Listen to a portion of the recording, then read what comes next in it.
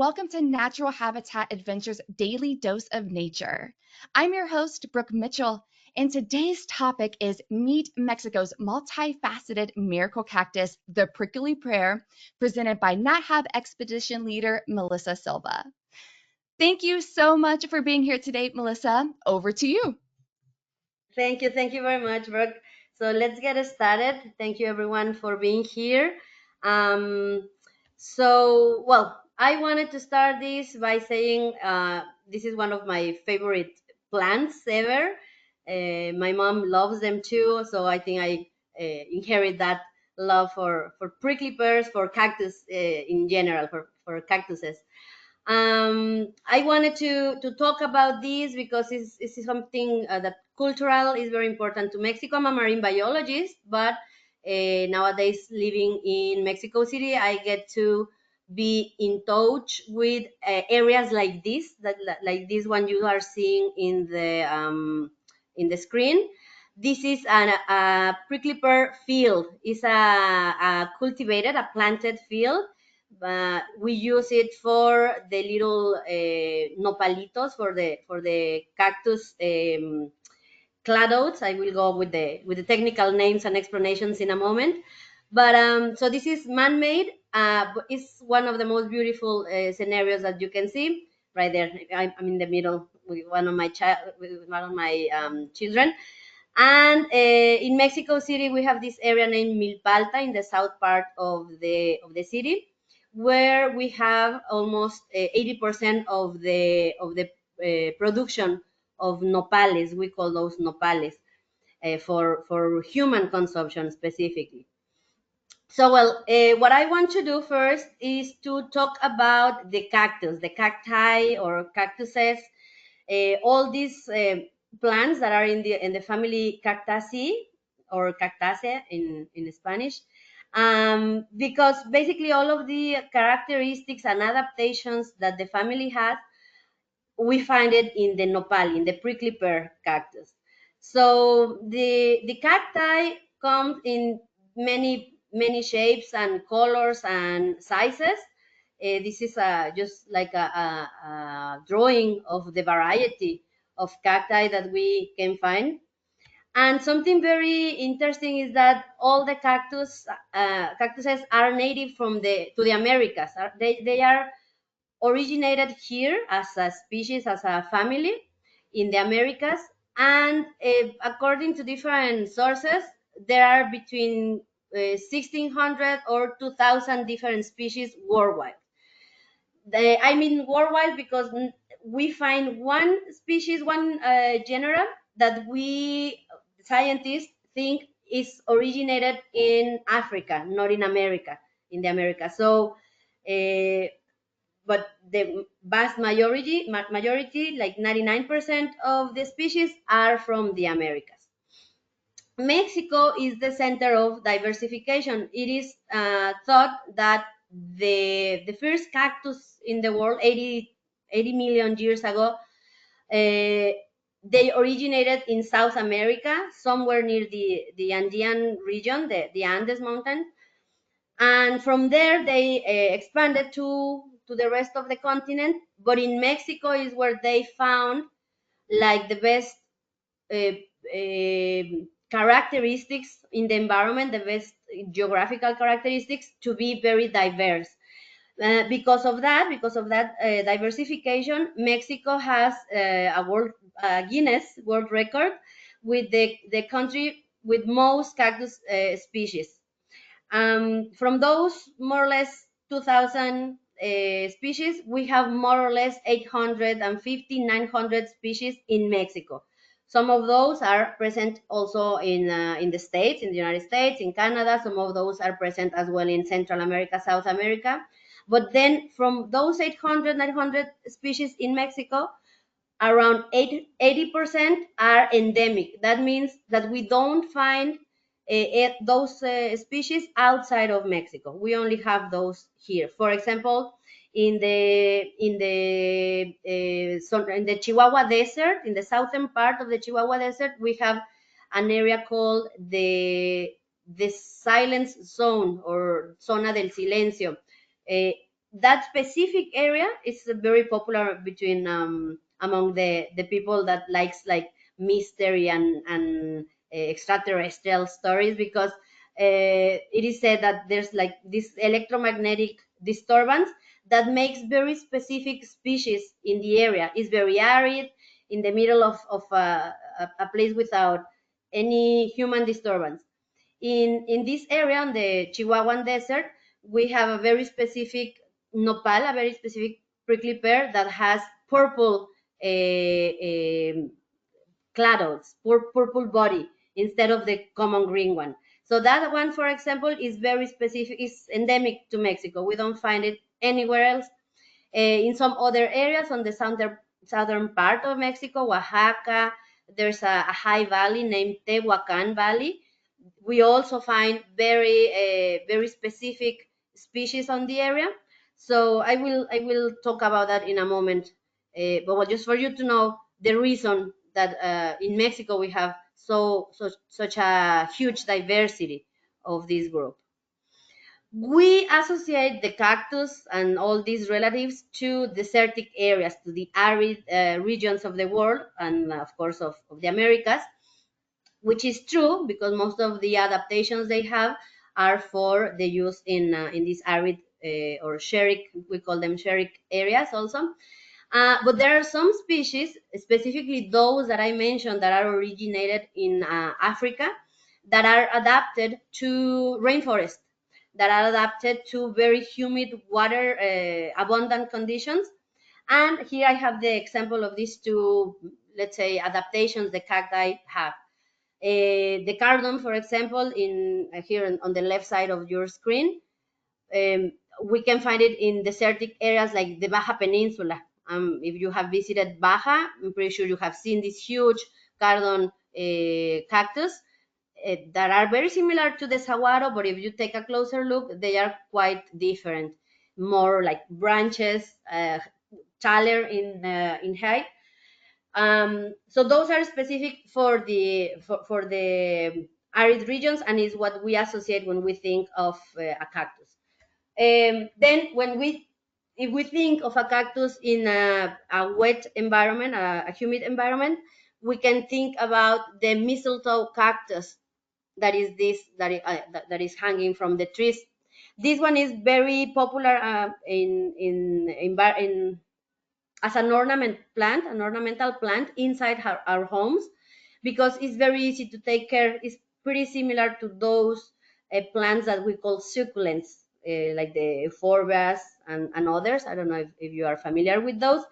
And so, well, they both belong to the same family, the cactus family.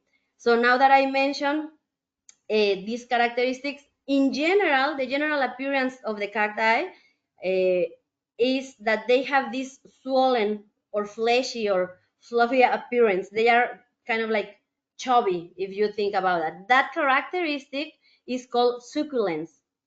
I will go over this characteristic in a moment, because sometimes we think of a succulent to be, as I mentioned, the euphorbia plant. But if you say a cactus is a succulent, it doesn't make sense sometimes if you don't know like the characteristic of this definition. Uh, all of the cacti have photosynthetic stems. That means that what we consider the stem of any other plant that is not photosynthetic in general terms, for the cacti, since they are adapted to these arid conditions, they uh, those are the areas where they make the photosynthesis or photosynthesis. So I will go over that in a moment in deeper, because it's something very um, interesting how they adapted for that. Their stems can be either columnar or they can be flattened, just like the nopales, like the prickly pears. And depending which shape they have, is the name, the technical name that we give. If this is a columnar stem, we call them stalks. And if it's a flattened stem, we call them cladodes. In Mexico, we call the cladodes pencas, Pencas, pencas. Um, all of the cacti have showy flowers. They have bright colors. I will show you in a moment some others, but in general, you can see either if they are tiny, they can be very bright, or if they are not red. For example, there are some white cacti flowers, but they are like very showy, very a lot of petals or a lot of sepals. So they look very attractive for pollinators, of course, but for humans as well. That's why we have them as ornamental plants. They have spines. They have modified leaves that are called spines, and they have fleshy fruits. They have all of them. They have these uh, berry-like fruits that are very tasty for the for the dispersers, the animals that will eat them with the seeds and disperse the seeds. So, well, I will mention about the prickly pear fruit in a moment as well. So I want to go into the succulent or succulents characteristic of the cacti, because it's something that I found to be very interesting to make up our minds and uh, really understand which plant is a cactus and which plant is not a cactus. So just to make like on the scientific articles, to make the abstract of the topic, all cacti are succulents, but not all succulents are cacti. Said that, we have two examples right here on the left side of your screen. On the left pot, we have a cactus. Very easily to tell. It has some spines, it has the columnar shape. But then the next spot, you have something similar, but it's not a cactus. It's an euphorbia. It's not on the Cactaceae family. So this is just convergent evolution. The euphorbia comes from Africa, from the desertic areas, the dry areas of Africa. And the adaptations that this plant had was to get a thick cuticle, a thick skin to protect from desiccation, and to adapt some parts of their leaves into becoming thorns. So some parts of the stems, actually, of the branches, they become thorns. So here is another technical definition. The spines are modified leaves, and the thorns are modified stems. So their inner structure is different because they come from a different part of the plant. They have the same function: protection, conservation of to create this micro habitat. I will explain in a moment. Microclimate, I'm sorry. But basically they have the same function but from a different origin. Convergent evolution, that's what we call it. Then for example, the Cactaceae family, all of the cacti, they have thickened stems. So once again, this is the stems. Uh, Cacti don't have any leaf. Maybe when they are like super tiny baby stems, they can present tiny leaves that will desiccate or will turn into spines. But when they are grown ups, all grown up like this, they won't present any leaf. So everything that we see here on the left side, on the right side of your screen, top image, is a stem thickened with a lot of water storage there. And then if we see the bottom image on the same right side of your screen, we see the leaves from the aloe vera.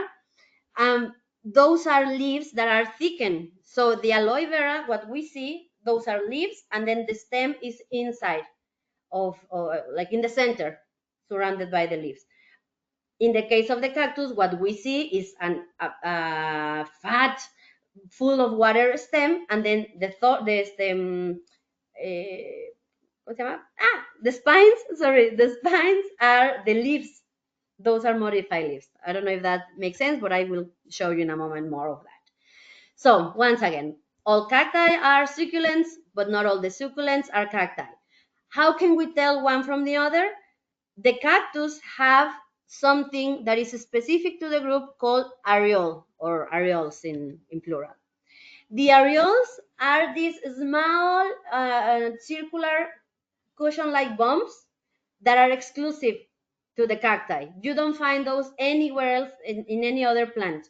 So you really need to kind of like train your eye and see the difference between a thorn area and a spine area to tell the cacti from other succulents. All of the parts of cactuses develop from the areole. That means that the spines, the glochids, that are tiny spines I will go over in a moment, the stalks, flowers, fruits, and even roots can come out from an areole. Another photo, so you can tell perfectly the areole of the cactus. Here you can see on the left image, on the left photo, you can see two colors on the spines. Some cactus have cactuses have spines that are meant to attract pollinators. So, for example, they change colors from clear to dark. It can be dark yellowish, or in this case reddish, and then after that they will bloom. So that will attract, they will start attracting pollinators to be there around when the flower is ready to be pollinated. So well, you can see the little bumps here, the areole, and all the spines coming out from each one of those. Here I'm marking on these photos, and marking where the areole is and where we have the next stalk, the next cladoid here coming out, or the flower. In this photo on the left of your screen, you can see the baby nopal, the cladoid, the new stem, flattened stem of the cactus, coming out with a lot of little things, other little green things coming. Those are the leaves that very rapidly will be modified into spines, all of this. And then, well, very obvious, the flower here coming out of one of the areole on this cactus. So other characteristics of this family that are also a part of the prickly pear characteristics is that the stems are the site of the photosynthesis. The body has different ribs. That's for example, for the barrel cactus. The surface has spines. The roots are shallow and long. So let's go over each one of those so you can see with more detail. As I mentioned, the stems is the site of the photosynthesis. Here you can see the stems, the stems, modified stems of the prickly pear, and you can see the little tiny spines that once were leaves, as I mentioned. So all of this area is where the photosynthesis is occurring. Since they don't have leaves, they had to move all the chloroplast from the leaves to the stems. In some species of cactuses, we can find this kind of like accordion shape, this body with pleats or grooves, with ribs, that we call it very commonly. And this is because they need to have more volume, but with less area exposed to the sun. So, for example, when it's raining, a very scarce rain in a desertic area, this type of cacti will be plump. They will fill these ribs and enlarge with the water that they storage. When they have the dry season, they will contract, but at the same time, they won't lose as much water as other plants, for example, with leaves or flattened stems. No, I'm sorry. And then, well, of course, the surface with spines. This photo I like very much because in the cladoid, in the penquita, this area of the prickly pear that is on the right side of the photo, you can see a lot of lines, a lot of black lines. Those are the shadows of these spines. This is very notorious, and I wanted to show that because the the spines have this job of giving shade in certain moments of the day to the stems, and they also create this micro climate or micro habitat around the plant. Uh, on the next slide, I'm going to show you a video. So if you want to turn up your volume a little bit so you can listen. And here is, we see how it is, the dramatically the adaptation. reduced surface area of the spines limits water loss. They also shade the cactus and reflect the sun's rays, reducing the plant's core temperature during the heat of the day. Then at night, when air temperatures plummet, the spines act as an insulating layer, keeping the cactus from cooling down too much. These functions are just as important, if not more, than defending against predators. So as you can see, they have a very important job to do, the spines. So together with all the other adaptations, the roots are adapted also to get more water, to be more efficient when getting water. That means that they will spread near the surface in a longer, in a wider area. So they are going to be long rather than deep. They're going to be shallow rather than deep, and long rather than short. So here I have another video, part of the same TED talk that I strongly recommend, to show you how they do this, because the video will explain, but they have some specific development on the roots that allows them to produce more roots when it's raining. On the same moment that it's raining, they start producing like little hairy roots to get the most of the water. So once again, another video coming. Most of its roots are only a few inches deep.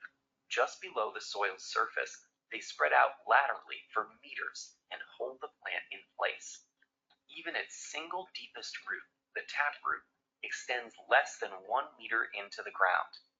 After a rain, the lateral roots respond in real time, rapidly growing and spreading. They produce ephemeral rain roots that quickly take up the available water.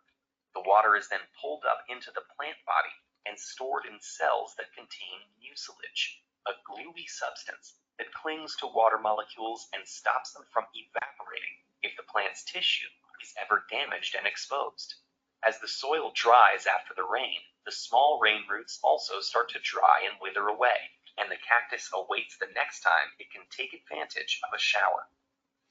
So I think this is something so cool, that how they adapt to grow tiny roots at the moment it's raining.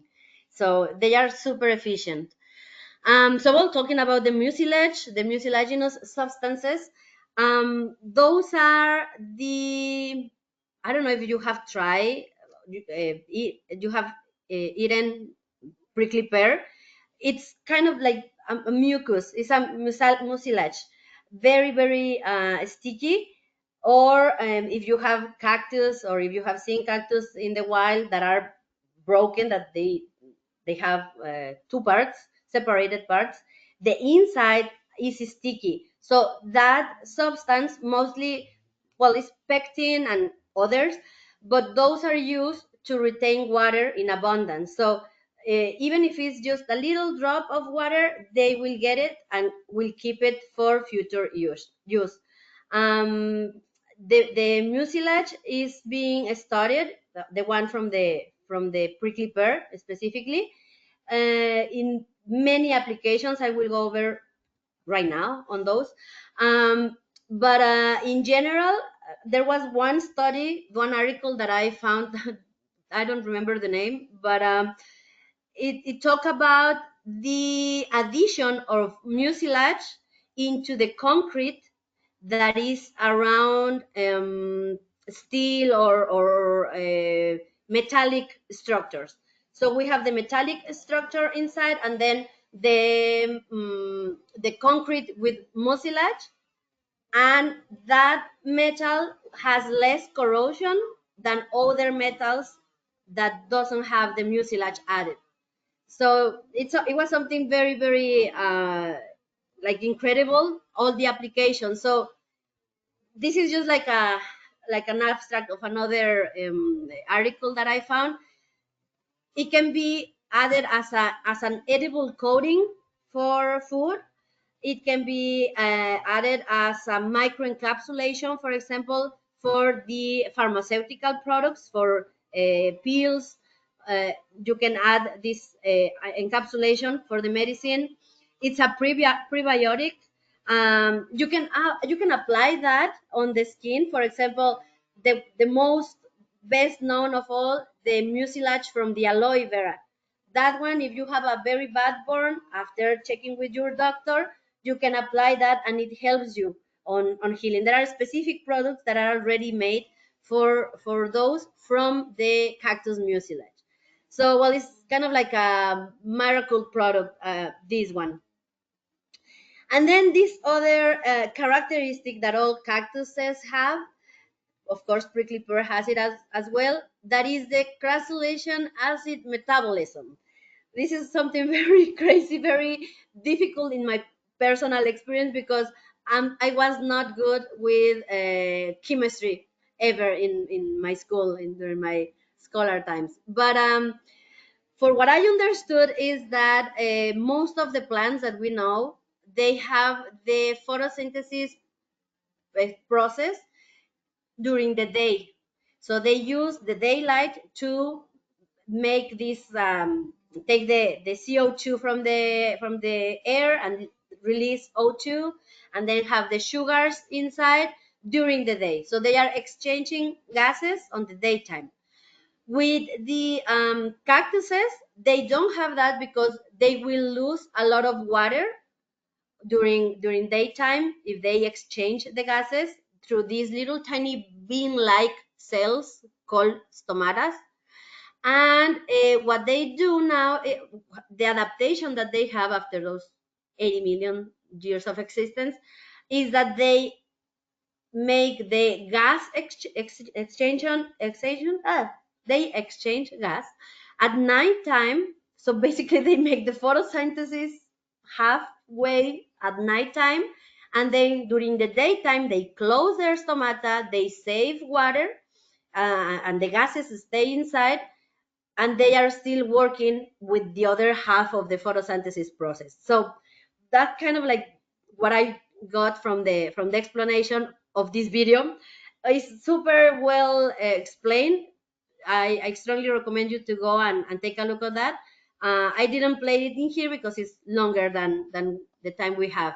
But the CAM pathway, and it's an adaptation that only the Cactaceae family, some of the agave family, for example, that they belong to the same as the asparagus family, the pineapple, that is also another type of agave, they have all these adaptations for the arid environments, for the dry environments. It's a marvel. So now let's talk about the prickly pear specifically. Let me just show you. Everything I said applies totally to the prickly pear. It's called Indian fig as well, and in Mexico we call it nopal. There is a genus, a genera of the nopales, the Opuntia, and there are like 2,000 species. I will go in a moment on that, but excuse me. What I found to be very interesting, and that's the reason I chose this topic for the webinar, is that there is like something inside our culture as Mexicans that has been with us all the time in terms of the prickly pear. Some researchers, some archaeologists have found evidence in the northern part of Mexico, southern part of the United States, that at least 9,000 years ago, people was using the prickly pears as food or other produces. But those were wild cactuses, wild prickly pears. So the domestication process started after that. It started just 6,000, 7,000 years ago. And that is how we have now these fleshy fruits with less seeds, or we have prickly pears that produce more cladodes, more little baby no, stalks, and we can use them as food for humans, and also, well, we use those for cattle as well. And I say also it is within or inside our culture, because on the traditional story of how the central part of Mexico was made, the Tenochtitlan, with the Aztecs, the Mexicas. The foundation of this city was made in an area where they saw this symbol that one of their gods gave to the priest, one of the priests. So this god mentioned specifically, you have to put Tenochtitlan, you have to start the city in a place where you see an eagle on the top of a prickly pear eating a snake, or doing this kind of like feeding process, fighting process with the snake. So it happened to be in the middle of a lake in the Texcoco, in the Texcoco Lake in Mexico City. And well, since those times, maybe 600, almost 1,000 years ago, between 600 and 1,000, is when we have all this mythology with the prickly pear in it already. And coming to modern days, we have the official stamp, or the official symbol for the Mexican Republic, for the United States of Mexico.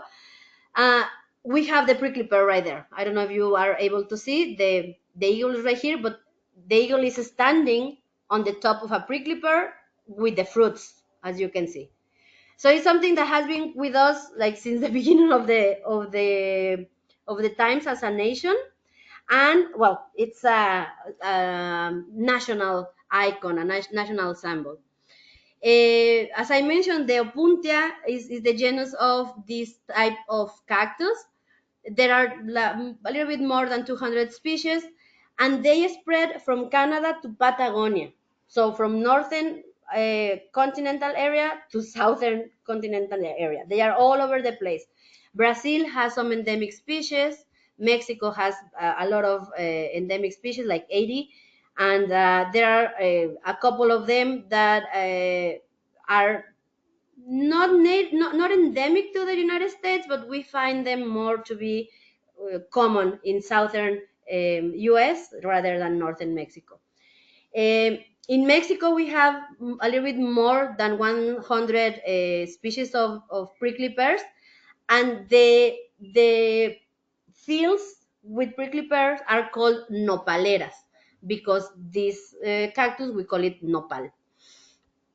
And depending on the species, they can be arboreal or like a shrub, or they can be creeping closer to the soil, closer to the bottom of the area. This photo here is one nopal that we found in central Mexico, close to Mexico City.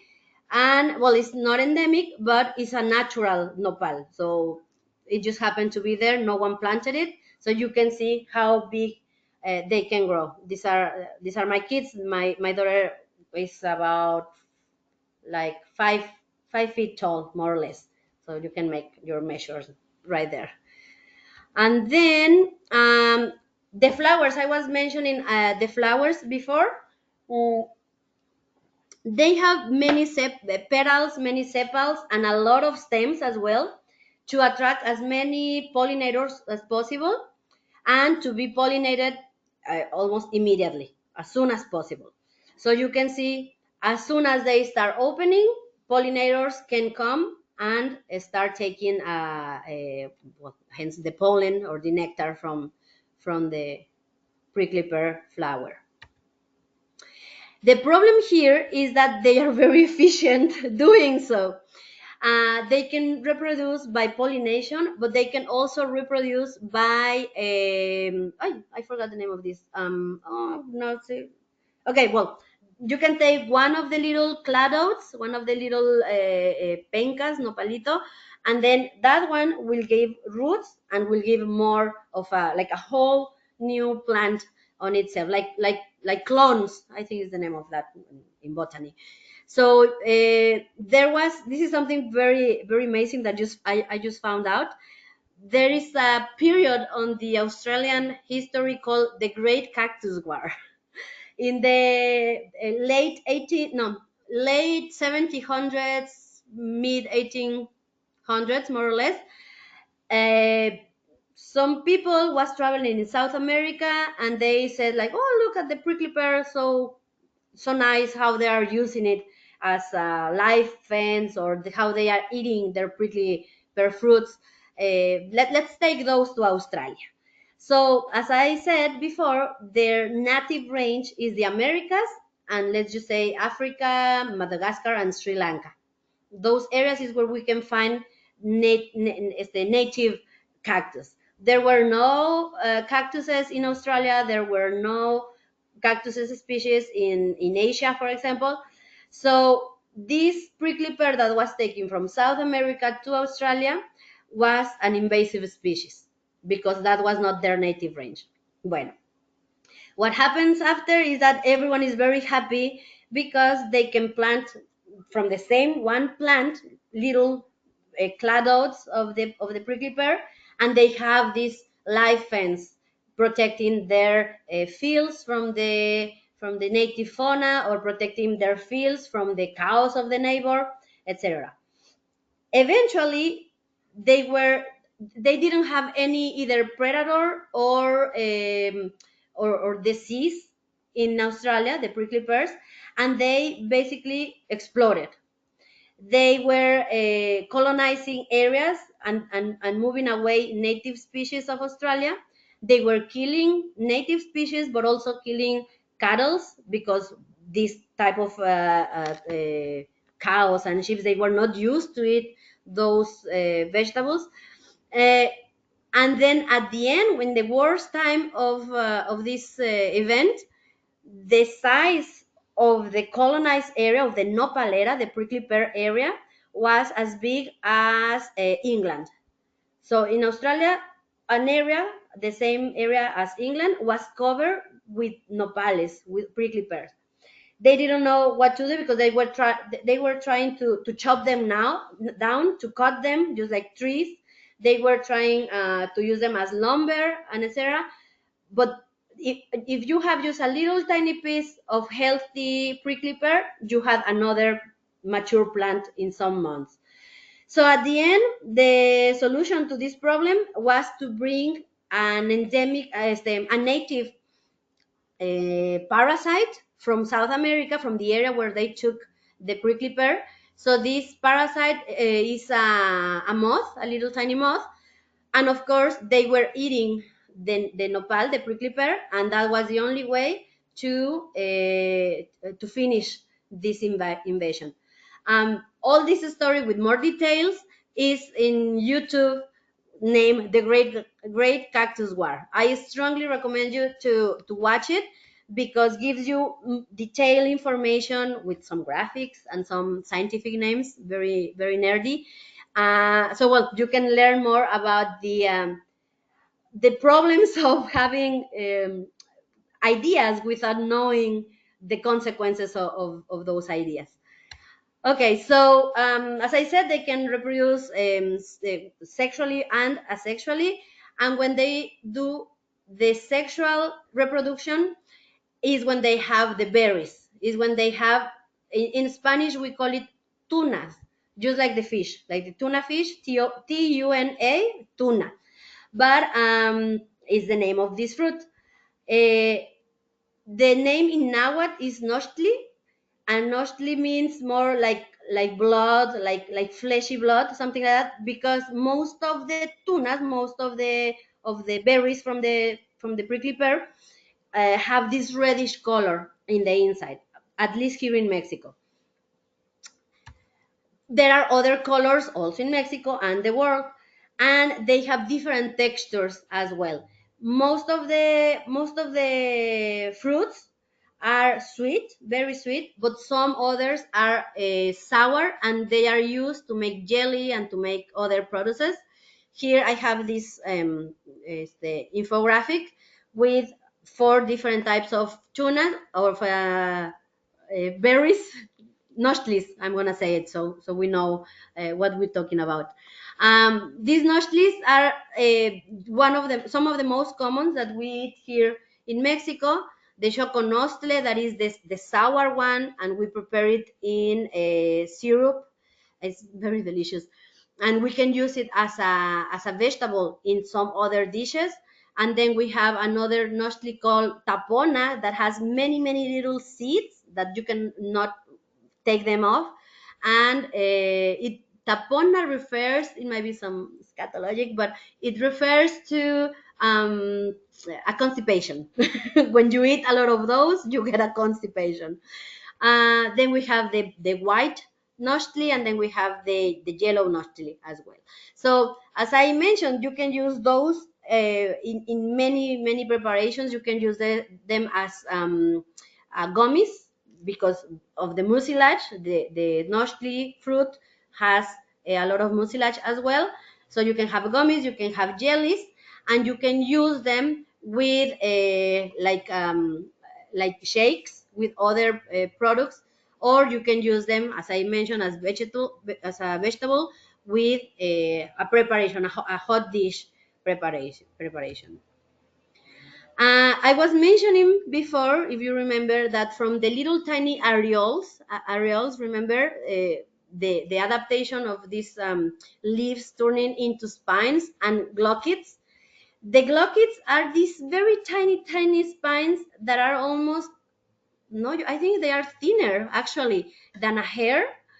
I just see this and the nochtli, the fruit, and it hurts because I've been in that position, holding without knowing the fruit of the nopal, and they get in your skin so bad that it's very difficult to take them out. The aguates, they have this harpoon, like as you can see in this micro photography on the screen. They go in your skin and they really hurt when you are trying to take them out of the skin. One just like a tip that we have in Mexico, one way to take them out is to have some glue, some white glue, the one that we use for wood, for example, for wood crafts. Some glue in your hand or where you have the glochids, and just wait there for it to dry. You can have, for example, the glue and then a piece of paper and wait until it dries, and then you take the glue slowly and the glochids will come out. Another way that we personally I have used very often is with your hair. You take it and rub it only. You just do like this, like your aguate area, your glochid area, and rub it with the hair. I don't know how it works, how they interact, but you can get the glochids out of your hand or the area where you have it, and they don't stick to your hair. So, well, that's just a tip that I have used. And here, well, hopefully you can see, but I can read you some of the information I found on the benefits, on the nutrients that the fruits and the cladots of the prickly pear have. First of anything, we can use everything from the nopal, from the prickly pear. We use the fruit, we can use the cladots, we can use the flowers, and even when they are dry, we can use them as like the basement for other species to grow, because they still have this kind of like mesh structure when they are dry, and they storage water still, even if they are completely dry. So we use all of those as I mentioned, as a vegetable in salads. We use them as to make jelly, to make flour. For example, we can make flour and add this flour to the corn flour, to the maize flour, and then prepare, at least here in Mexico, tortillas with nopal, with prickly pear flour. So it's an additive to have more nutrients, but it's a natural additive. Bueno, Then we have a lot of nutrients, for example, calcium, magnesium, sodium, and in general, for example, we have a little bit more than other cactus produces in the prickly pear. I strongly recommend you to read the whole article here, New Functional Foods with Cactus Components, etc., because it gives you like an insight in the use of each one of the nutrients. Okay, 1 second, we're not done yet.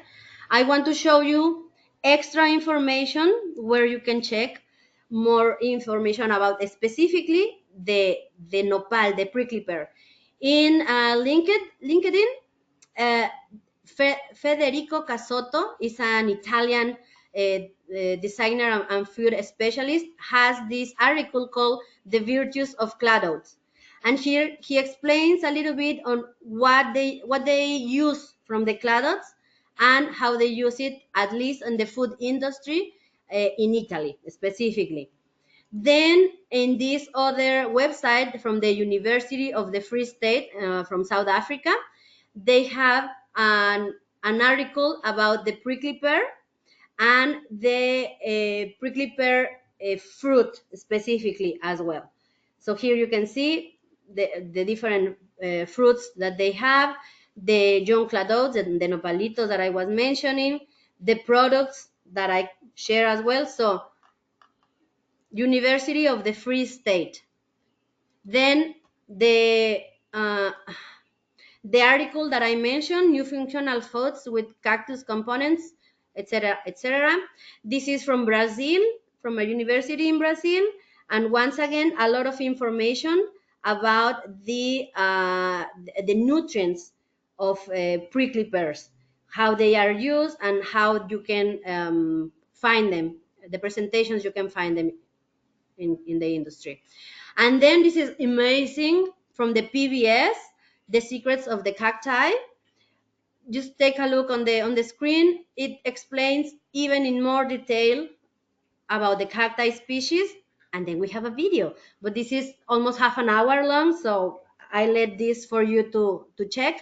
The Desert Speaks, Season 4, Episode 3, Saguaro, King of the Cactus. Please take a look on that. It's amazing. Another article that I strongly recommend you to read is the mucilage of cacti from Brazilian biodiversity, specifically about the mucilage and its uses, the composition of the cacti mucilage, and a lot of nerd stuff. I really love this, but it's a lot of information, and I'm not very good on chemistry, but I like to read it. As you can see here, phosphorus, potassium, calcium, magnesium, um, other things that are available from the mucilage in the cactus. Another area to another website to read about cactus is on this site, Notes from the Road, and then there is types of cactus in the desert Southwest. This is beautiful. This is where I took the drawing. It's very beautiful drawings, very important, and like very punctual information with nerdy information such as common names and scientific names. All of this. So I strongly recommend you, as I said, check this extra websites and extra information. So that's it. Thank you very much. Brooke, I go back with you. Wow, Melissa, that was incredible. Thank you so much. I already feel like I know so much more about them. Even just the difference that cactus and all cacti are succulents, but not all succulents are cacti. That alone that we can walk away with today. So thanks for that. We do have some Thank questions you. here. Remember, everybody, if you do have a question for Melissa, as we have about maybe 5, 6 minutes of Q&A here, in your control panel, go ahead and put those there, and we will get through as many as we can. We do have a little bit of a theme going on with food preparation. So, Melissa, what is your favorite way to prepare some prickly pears?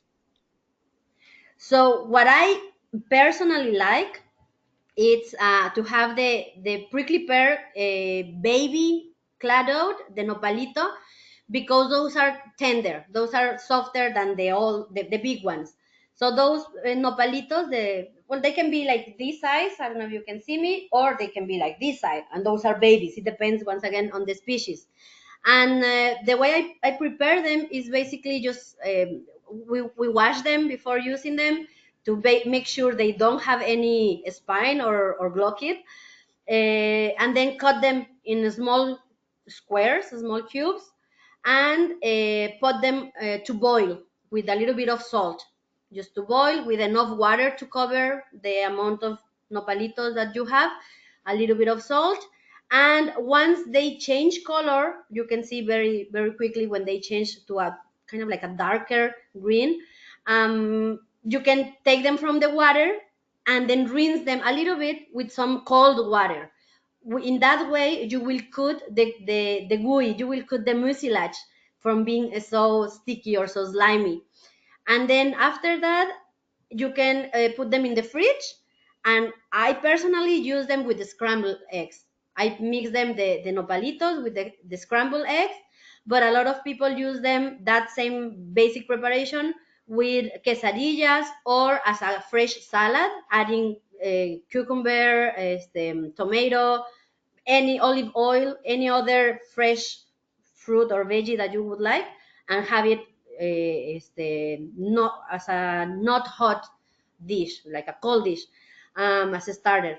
That's one of the ways. Another way that we do like to prepare it as well is, I, my mouth is watering, is on the grill. Once again, you get not the baby ones because you need a bigger nopal, a bigger prickly pear. You clean them a little bit and you make some cuts on the long direction, and put them on the grill, directly on the grill. And then when it's changing color as well, it's very notorious when they are cooking. When they are changing color, you turn it over, and add some cheese on top, or not. You can add some salt and olive oil as well, and that's it. Just grill on the grill. And those two would be the ones that I prepare the most when we have the chance. But there are many, many other preparations. Wow, yeah, my mouth is salivating just hearing that, especially on the grill with cheese, everything. I mean, Yes. smother anything in cheese and it's like 10 times better. So Yes. so we do actually have a couple questions kind of related to that. For those of us who haven't eaten any cactus or prickly pear before, what is the taste similar to? Does anything that might be common uh, that we might have had that it relates to, or is it own its flavor, or what would you say about the flavor profile of prickly pear? I would describe the clados, the nopal, the stem. I would describe the flavor as asparagus, very similar to the Hmm. asparagus or to the artichoke, kind of like that flavor.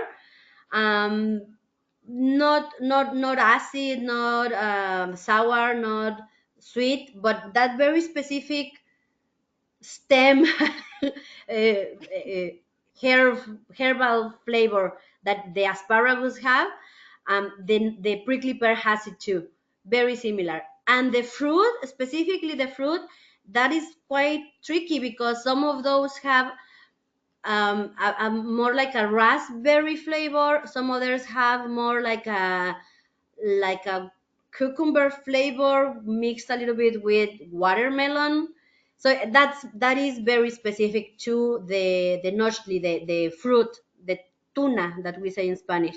Um, so yeah, the fruit, the berry like fruit, is very specific flavor and depends on the species of the cactus and the maturity of the fruit. But the pencas, the little nopalito prickly pear baby, those are very, very similar to the asparagus or the artichoke. They are good. I strongly recommend. Soft Yeah, flavor. sound incredible. And just we have time for maybe one more question here. And so it sounds like somebody is interested in possibly planting some prickly pear. What soil types are best for prickly pears to thrive in? So in general, a soil that drains very well. because they don't tolerate at all flooding areas.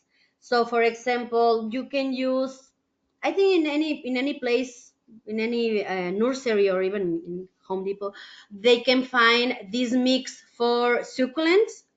So you can have that succulent mix and then add a little bit of humus, I think. Yeah, the dark earth. That soil is very nutritious, so you add a little bit for the prickly pear to start growing, but then you just leave the well drained soil. In terms of acidity and those very specific factors that some plants require, they are very nice. They are very gentle. So basically, just a neutral pH soil, if so a little bit acidic, but more, the most important thing is that it has a well drainage. That's one of the most important things, and a lot of sunlight, direct sunlight. Even if they are babies, you can see that they can be under the shade of another plant, but with at least half of the day direct sun, so they can grow a little bit better. But that would be it, the like the best kind of soil. Awesome. Yeah, those are very, very helpful tips. So thanks for all of us with green thumbs that might want to try our hand at growing some cactus. But that is the last question for today. That's all we have time for here. So Melissa, I will send it back to you for any closing comments. Thank you. As I always like to say, keep in touch with nature, explore a little bit more, and do your own research on the nopalitos and the prickly pear cactus. I already gave you some starting, but be adventurous when you have the chance of trying nopalitos. When you have the chance of, if you go to the grocery store, to the supermarket or the farm market, and you see one of those, take a little bit, take one or two pieces and start trying, because it's a very good nutrient source. It's very sustainable. The agriculture is sustainable, and well, it's something that you can experience and be part of this community of people that loves the nopalitos.